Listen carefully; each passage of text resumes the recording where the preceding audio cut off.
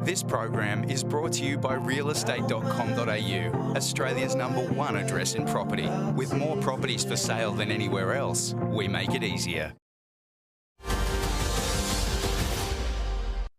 Thanks for being with us here on Business Now. Let's get across this week's auction numbers. And across the country, there were more than 1,500 auctions over the past week. The national clearance rate now just 51.6%.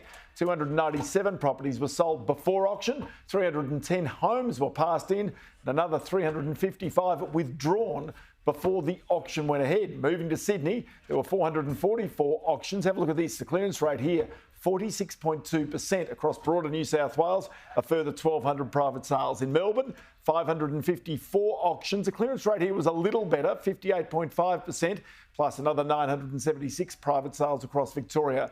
In Brisbane, just over 100 properties went under the hammer. The clearance rate, just 36.6%, plus another 1,026 private sales in Queensland. In Adelaide, 69 auctions, the clearance rate 65.2%. That's the best in the country, and a further 250 private sales in that state. In Canberra, 49 auctions, the clearance rate 61.2%, not too bad, and another 60 private sales there. And finally, Perth, just 10 auctions, the clearance rate 60%, and there are also 641 private sales across the rest of WA. But importantly, REA Group today released its PropTrack Home Price Index, and that shows that the falls in home values have extended across the country throughout July. National prices fell 0.43%. Sydney and Melbourne continue to lead these falls, now more than 3%, both of them below recent price peaks. Sydney values in July fell 0.7%.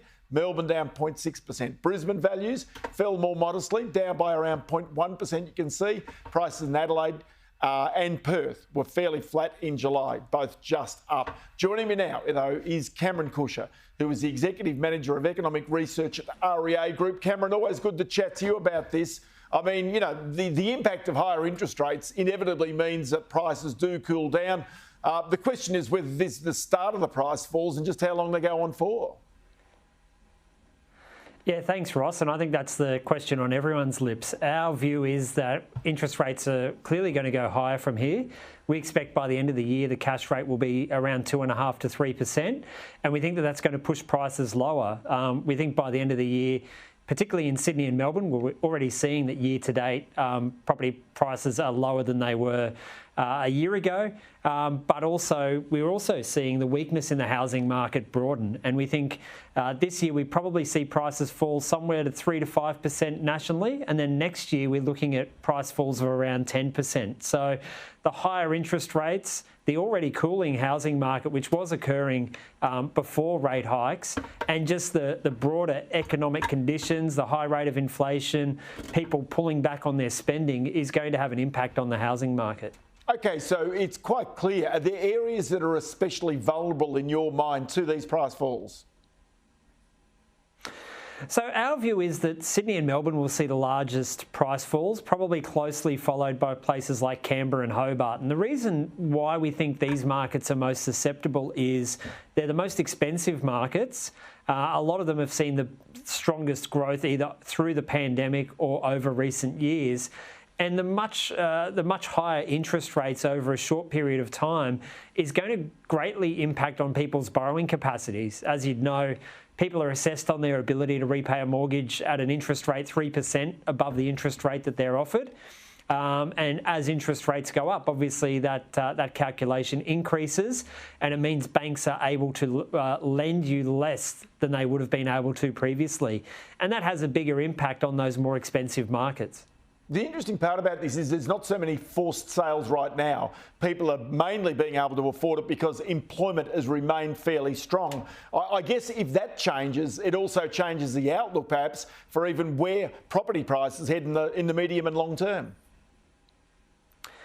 Definitely, and I think this is one of the things that people maybe aren't thinking about so much. Yes, inflation is really strong and the Reserve Bank don't really have much choice but to be putting interest rates up on a regular basis, and we'd expect another 50 basis points tomorrow. But the real trick ultimately is they're not giving themselves a chance to sit back and look at what the impact of these higher interest rates are. And I do wonder if we sort of get to early next year when inflation starts to cool off and the Reserve Bank looks around and goes, you know what, those 300 odd basis points worth of increase in the cash rate over a very short period of time have really slowed the economy.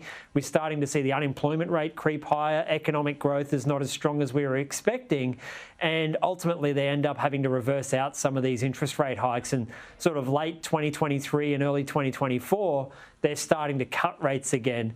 And that would potentially be a positive for the housing market. It might actually stimulate some more demand again. And oddly enough, that's putting a floor under the stock market right now. You can see bond markets also have been very strong in recent times. Money market interest rates have come down there. You know, almost, if you like, forecasting exactly what you're saying.